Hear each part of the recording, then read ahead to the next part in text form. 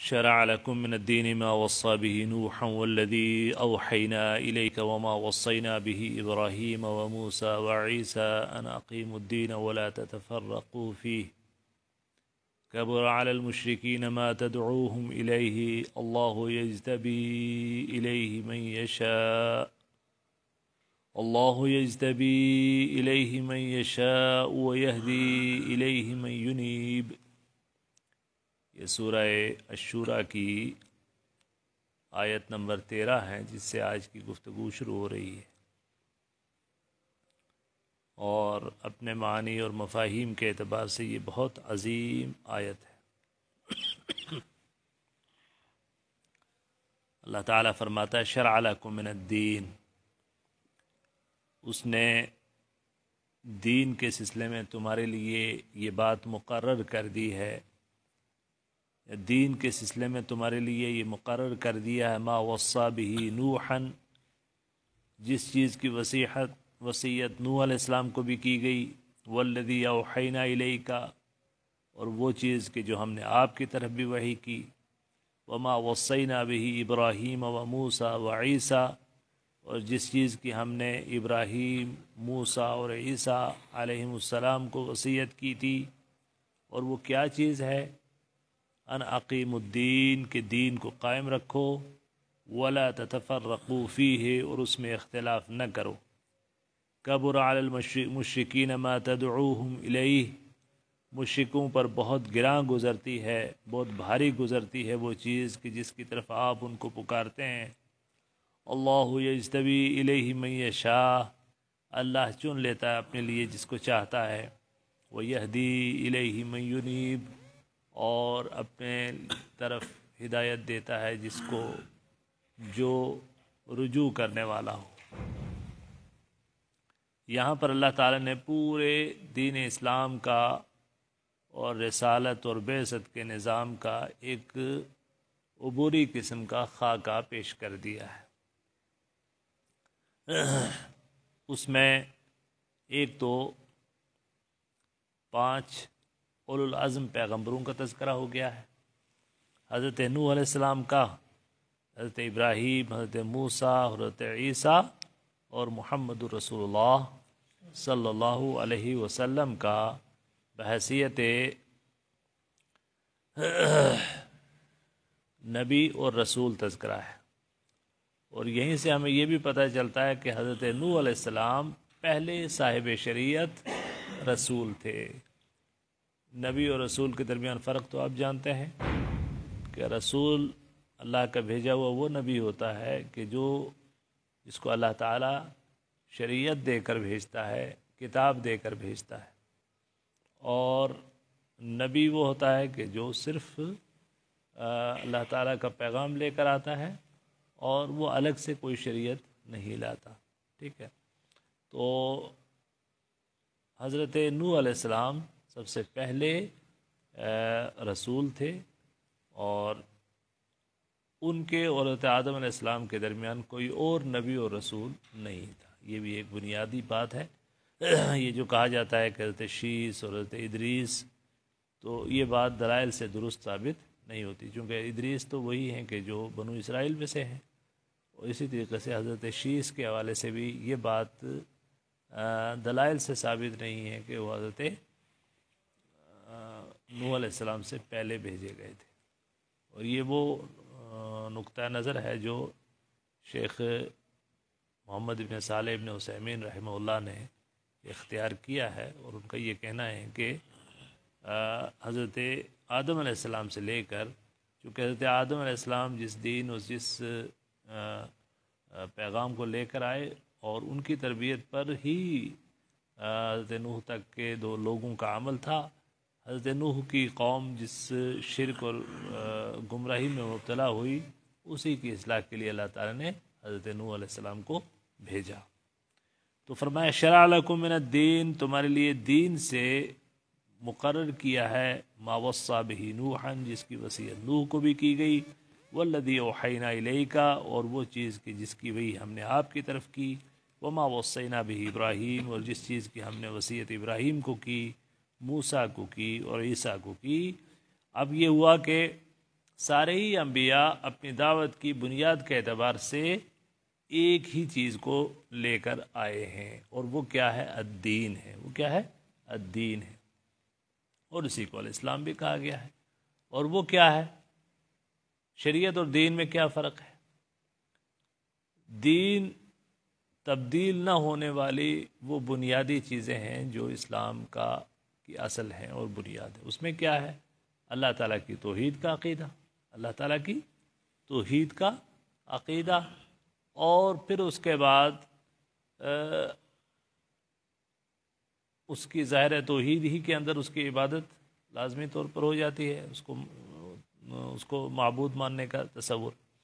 اور پھر اس کے بعد عقیدہ معاد، یعنی اس دنیا کے ختم ہونے کے بعد آخرت کی زندگی، اور اس زندگی میں جزا اور سزا کا عقیدہ، اور اسی طریقے سے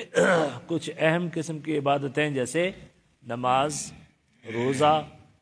یہ وہ چیزیں ہیں، اور کچھ برائیاں کہ جن سے منع کیا گیا ہے، زنا، قتل ہے، چوری ہے، یا اس طرح کی جتنی برائیاں ہیں، یہ وہ چیزیں ہیں کہ جو ہر دین میں مشترک ہیں۔ اسی لیے اللہ کے رسول نے فرمایا الانبیاء اخوۃ لعلات، کہ سارے کے سارے انبیاء جو ہیں وہ علاتی بھائی ہیں، یعنی کیسے ہیں کہ ان سب کا والد تو ایک ہے، مائیں الگ الگ ہیں، تو گویا دین کی اصل تو ایک ہی ہے، شریعتیں جدا جدا ہیں۔ تو یہاں پر اس آیت کے اندر اللہ تعالیٰ نے اس دین کا تذکرہ فرمایا کہ یہ دین اپنی اصل کے اعتبار سے ایک ہے، اسی بات کی، اور یہی پیغام حضرت نوح علیہ السلام کو دیا گیا، اور یہی پیغام بطور وحی حضرت ابراہیم، حضرت موسیٰ، حضرت عیسیٰ اور حضرت محمد صلی اللہ علیہ وسلم کو دیا گیا کہ انا اقیم الدین، کہ اس دین کو قائم رکھنا کہ جس کی بنیاد اللہ کی توحید پر ہے، اور بعث بعد الموت کے عقیدے پر ہے، اور جس کے اندر نماز ہے، جس کے اندر روزہ ہے، جس کے اندر برائیوں سے روکا گیا ہے، اس دین کو قائم رکھنا اور اس میں کسی طرح کی تبدیلی نہ کرنا، وَلَا تَتَفَرَّقُوا فِيهِ، اور اس میں اختلاف نہ کرنا، اس میں فرقے نہ ہو جانا، اس کو ٹکڑے ٹکڑے نہ کر دینا، اور یہ گویا دین کی وہ بنیاد ہے کہ جو سب کو بتائی گئی ہے۔ فرمایا کہ کبر علی المشرکین ما تدعوہم الیہ، اور مشرکوں کو یہ بات بہت ناگوار گزرتی ہے، بہت بھاری گزرتی ہے کہ جس کی طرف آپ ان کو پکارتے ہیں، چونکہ آپ اپنی ذات کی طرف نہیں بلاتے، اپنے قبیلے کی طرف نہیں بلاتے، آپ کسی ایک خاص مشن کی طرف نہیں بلاتے، بلکہ آپ تو اس حقیقت کبریٰ کی طرف آپ بلاتے ہیں کہ جس کی دعوت ہر دور کے انبیاء کرام نے دی، جس کی شہادتیں آسمانی کتابوں کے اندر موجود ہیں۔ تو اس اعتبار سے یہ چیز ان کو بہت ناگوار گزرتی ہے کہ اب اس بات کی کاٹ کیسے کی جائے، اس بات کی کاٹ کیسے کی جائے۔ یہ تو وہ اہم نقطہ ہے کہ جس کا انکار بھی نہیں کیا جا سکتا۔ تو فرمایا کہ کبر علی المشرکین ما تدعوہم الیہ، اللہ یجتبی الیہ من یشاء، اللہ جس کو چاہتا ہے چن لیتا ہے، اختیار کر لیتا ہے، پسند کر لیتا ہے اپنی طرف، وَيَهْدِي إِلَيْهِ مَن يُنِيبُ، اور اپنے دین کی طرف جس کو چاہتا ہے ہدایت دیتا ہے، اور یہ ہدایت اس کو ملتی ہے من يُنِيبُ، کہ جو انابت کا جذبہ، اللہ کی طرف رجوع کا جذبہ جس کے اندر ہو۔ اور آپ نے دیکھا ہوگا کہ دین کے سلسلے میں دو طرح کے رویے ہوتے ہیں، ایک سنجیدگی کا رویہ ہوتا ہے کہ لوگ دین کو اپنے اور اپنے رب کے درمیان کا معاملہ سمجھتے ہیں، اور ظاہر ہے اس کے سلسلے میں وہ مخلص ہوتے ہیں، بھلے ہی وہ کسی بدعت پر عمل کر رہے ہوں، تب بھی وہ بدعت پر وہ عمل اپنی جہالت کی وجہ سے کر رہے ہوتے ہیں، گمراہی پر بھی اگر چل رہے ہیں تو اپنی جہالت کی وجہ سے چل رہے ہوتے ہیں، لیکن بنیادی طور پر وہ اپنے اللہ کے ساتھ تعلق کے سلسلے میں مخلص ہوتے ہیں، اللہ تعالیٰ کے ساتھ اپنے تعلق کے سلسلے میں مخلص ہوتے ہیں، لیکن وہ اپنی جہالت، ناواقفی کی وجہ سے کسی بدعت پر عمل کر رہے ہوتے ہیں یا کسی غلط طریقے پر چل رہے ہوتے ہیں۔ تو ایسے واقعات میں عموماً یہ دیکھا گیا ہے کہ اللہ تعالیٰ اس طرح کے لوگوں کو طریق مستقیم کی طرف ہدایت دے دیتا ہے، اللہ تعالیٰ اس طرح کے لوگوں کو ہدایت دیتا ہے اور وہ سیدھے راستے کی طرف آ جاتے ہیں، چونکہ وہ اپنے اللہ کے ساتھ تعلق کے سلسلے میں مخلص ہوتے ہیں، وہ دین کو اپنے آخرت کا معاملہ سمجھتے ہیں۔ دوسرا گروہ ان لوگوں کا ہوتا ہے کہ جو دین کے سلسلے میں مخلص نہیں ہوتے، اللہ کے سلسلے میں، اپنے تعلق کے سلسلے میں مخلص نہیں ہوتے ہیں۔ ان کے لیے دین ایک کبھی کبھی فیشن ہوتا ہے، کبھی دکھاوا ہوتا ہے، کبھی مجبوری ہوتا ہے۔ وہ اگر نماز پڑھ رہے ہیں، وہ دیندار ہیں، انہوں نے بظاہر اپنے دینی رویہ بھی اختیار کیا ہوا ہے، حلیہ بھی ان کا دینی ہے، لیکن یا تو فیشن میں ہے، یا دیکھا دیکھی ہے، یا معاشرے اور سماج کی مجبوری ہے جس کی وجہ سے وہ مسلمان نظر آتے ہیں، مسلمان دیکھتے ہیں اور مسلمانوں جیسے اعمال انجام دیتے ہیں، لیکن وہ اللہ کے سلسلے میں اپنے تعلق میں مخلص نہیں ہوتے۔ اس طرح کے لوگ عام طور پر گمراہی پر ہمیشہ کے لیے باقی رہتے ہیں اور ان کی اصلاح نہیں ہوتی، تو اصلاح انہی لوگوں کی ہوتی ہے کہ جو دل سے ان کے اندر، دل کے اندر سچائی ہوتی ہے، اور ان کو ہدایت کی بات اگر پہنچ جائے تو وہ فوراً اسے قبول کر لیتے ہیں، ٹھیک ہے نا۔ تو فرمایا کہ وَيَهْدِي إِلَيْهِ مَن يُنِيبُ وَمَا تَفَرَّقُوا إِلَّا مِن بَعْدِ مَا جَاءَهُمُ الْعِلْمُ، اور نہیں، یعنی جو اہل ادیان ہیں ان نے تفرقہ جو کیا دین کے اندر، انہوں نے نہیں اختلاف کیا، نہیں تفرق کیا، الا من بعد ما جاءہم العلم، مگر اس کے بعد کہ ان کے پاس علم آ چکا تھا، باغیم بینہم، باہمی طور پر، سرکشی کے طور پر انہوں نے یہ اختلاف اور تفرقہ کیا۔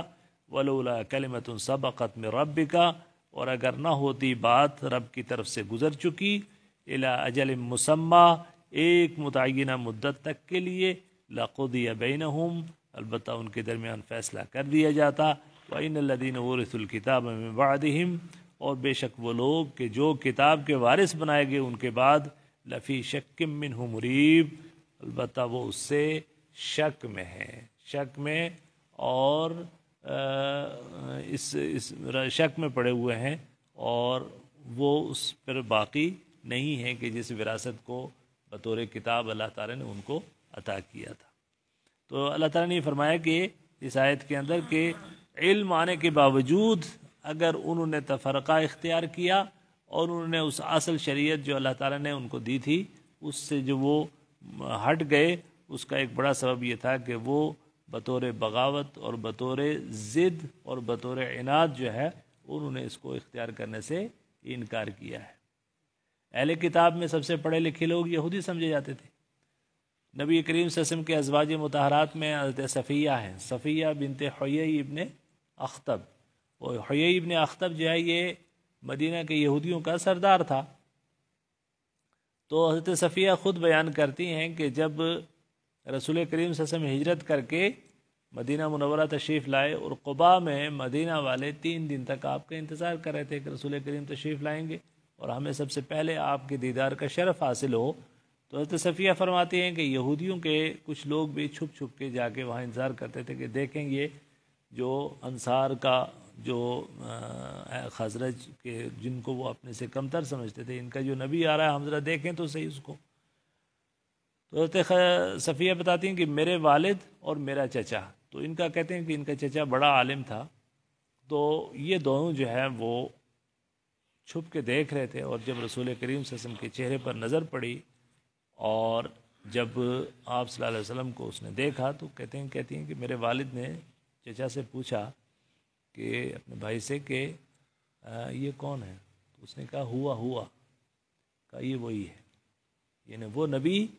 کہ جس کی بشارت ہماری کتابوں میں موجود تھی، کہ جس کے آنے کا انتظار ہم بھی کر رہے تھے، اور ہماری یہ توقع تھی کہ وہ ہماری لڑی میں سے ہوں گے، بنو اسحاق میں سے ہوں گے، لیکن اللہ نے ان کو بنو اسماعیل میں سے بھیجا ہے، یہ وہی ہیں۔ تو کہا میرے والد نے ان سے پوچھا کہ اب کیا کرنا ہے؟ اس نے کہا کرنا کیا ہے، مخالفت کریں گے، ہم نہیں مانیں گے، ہم نہیں مانیں گے، ہمارے طبقے میں سے نہیں بھیجے گئے ہیں، لہٰذا ہم اسے قبول کرنے کے لیے تیار نہیں ہیں۔ تو کیا فرمایا کہ وما تفرقوا الا من بعد ما جاءهم العلم بغیا بینہم، اور نہیں افتراق کیا انہوں نے علم آنے کے بعد بھی، مگر کس لیے؟ بغی کے طور پر، سرکشی کے طور پر۔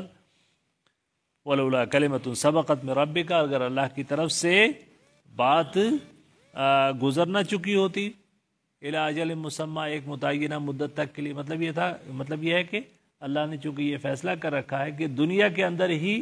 अजाब दे के सिलसिले को ख़त्म नहीं करना है, बल्कि इम्तिहान के सिलसिले को बाकी रखना है। अगर दुनिया में ही गुमराही और सरकशी पर एकदम अल्लाह ताला उक़ूबत का निज़ाम जारी और नाफिज करे तो फिर इम्तिहान और इख्तिबार का सिलसिला ख़त्म हो जाता है। इसलिए अल्लाह की ये मसलहत और मशीयत है कि इनको ढील दी जाए उस वक्त तक के लिए कि जब अल्लाह ताला के सामने इनको क़यामत के दिन पेश किया जाएगा। ठीक है। वलिज़ालिका फ़दउ वस्तक़िम कमा उमिरता, बस इसलिए आप पुकारिए लोगों को, वस्तक़िम कमा उमिरता, और जैसे आपको हुक्म दिया गया है डट जाइए, उस बात पर मजबूती से जम जाइए। वला तत्तबि' अहवाअहुम, और उनके ख्वाहिशात नफ्स की पैरवी न कीजिए। वक़ुल आमनतु बिमा अंज़लल्लाहु मिन किताबिन, और कह दीजिए कि मैं ईमान लाया उस चीज़ पर जो नाजिल की अल्लाह ने किताब से। व उमिरतु लिअअदिल बैनकुम, और मुझे ये हुक्म दिया गया है कि मैं तुम्हारे दरमियान इंसाफ करूँ। अल्लाहु रब्बुना व रब्बुकुम, अल्लाह हमारा और तुम्हारा रब है। लना अमालुना व लकुम अमालुकुम, हमारे लिए हमारे अमाल हैं और तुम्हारे लिए तुम्हारे अमाल हैं। ला हुज्जत बैनना व बैनकुम, हमारे और तुम्हारे दरमियान कोई हुज्जत, कोई इख्तिलाफ नहीं है। अल्लाहु यजमअ बैनना व इलैहिल मसीर, अल्लाह हमारे दरमियान जमा करेगा, यानी हमें क़यामत के दिन जो है हम सब को जमा करेगा। व इलैहिल मसीर, और उसी की तरफ लौटाया जाना है, या लौटना उसी की तरफ है। ठीक है। तो अल्लाह ताला को की तरफ से रसूल करीम सल्लल्लाहु अलैहि वसल्लम को इसी बात का हुक्म दिया जा रहा है कि शरीयत का दीन का जो निज़ाम हज़रत नूह अलैहिस्सलाम से लेकर आपकी ज़ात तक पहुँचा है, इसी की तरफ लोगों को आप पुकारिए, इसी की तरफ लोगों को आप दावत दीजिए, और इसी की बुनियाद पर डट जाइए, इस पर मजबूती से जम जाइए जैसे आपको हुक्म दिया गया है। और इनकी ख्वाहिशात नफ्स की पैरवी न कीजिए, जो कभी एक तजवीज़ लेकर आते हैं, कभी दूसरी तजवीज़ लेकर आते हैं। क्योंकि कुफ़ार मक्का जब रसूल करीम सल्लल्लाहु अलैहि वसल्लम की दावत से आजिज़ आ गए और मुखालफतें और दुश्मनियों की भी इंतहा कर दी, तब उनकी तरफ से कुछ मुसालहती फार्मूले पेश किए गए थे। उनमें एक ये था कि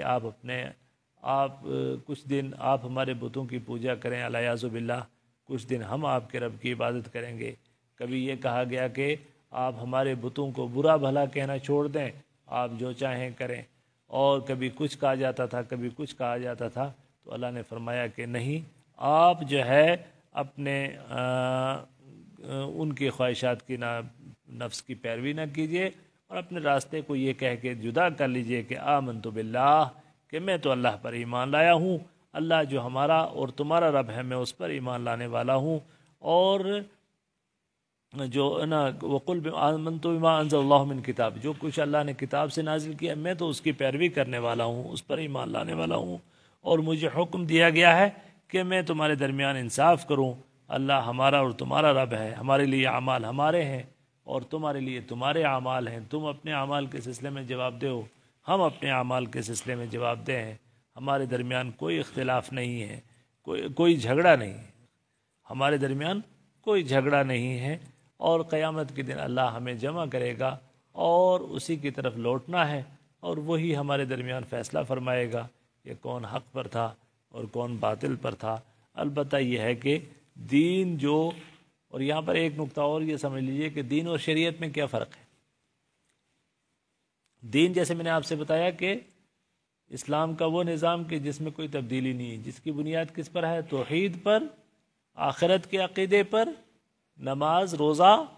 की फ़र्ज़ियत पर। और चूँकि ये नमाज और रोज़ा ये इबादतें हर शरीयत में मुख्तलिफ़ अंदाज में रही हैं, लेकिन बहरहाल ये इस असल के एतबार से हमेशा बाकी रही हैं। और जो बुराइयां हैं, जो गुनाह हैं, उनसे इज्तनाब के सिलसिले में दीन अपने असल के एतबार से ये है। और शरीयत क्या होता है, लिकुल्लिन जअलना मिनकुम शिरअतन व मिनहाजा, हमने तुम सब के लिए अलग अलग शरीयत और मिनहाज मुतय्यन किया है। वो ये कि उबूरी किस्म के जो आम कवानीन हैं उनको शरीयत कहा जाता है। जैसे हज़रत आदम अलैहिस्सलाम के दौर में इज़्तिरारी तौर पर ये इजाज़त थी کہ بھائیوں اور بہنوں کی آپس میں شادی جائز تھی، چونکہ نسل انسانی کو بڑھانا مقصود تھا، اور پھر اس کے بعد دوسرے انبیاء کے ہاں مختلف چیزیں حضرت یعقوب علیہ السلام کے حضرت یعقوب علیہ السلام کی قوم کے لیے جو ہے ان کے نکاح میں جو ہے 2 بہنیں تھیں، یا جو ہے کیا کہتے ہیں اس کو کچھ چیزیں بنو اسرائیل کے اوپر اللہ تعالیٰ نے بطور سزا جو ہے ان کے لیے حرام قرار دی، جو ہمارے لیے حلال ہے۔ اسی طریقے سے پچھلی شریعتوں میں مال غنیمت جائز نہیں تھا، ہمارے لیے مال غنیمت کا استعمال کرنا جائز قرار دیا۔ تو اس طرح کی جو عام قوانین ہیں ان کو شریعت کہا جاتا ہے، اور دین وہ اپنے اصل کے اعتبار سے تھا جو پہلے سے اخیر تک کے انسانوں کے لیے اللہ تعالیٰ نے ایک ہی متعین کیا ہے، اور وہ یہ ہے کہ خالص اللہ کی عبادت کرو، اور اسی کے مطابق تمہارے لیے قیامت کے دن سوال اور جواب کا سلسلہ ہوگا، اور دنیا کی زندگی میں جو عبادتیں بجا لاؤ اس میں چند اہم عبادتیں ہیں، اور چند وہ گناہ ہیں کہ جن سے ہر دور میں بچنے کی تاکید کی گئی ہے۔ تو یہ اس اعتبار سے یہ آج کی یہ جو 4 آیات ہیں، یہ بلکہ 3 آیات، یہ بہت اہم ہیں اس اسلام کے اس نظام کو سمجھنے کے لیے۔ سبحانک اللہم و بحمدک، نشہد ان لا الہ الا انت، نستغفرک و نتوب الیک۔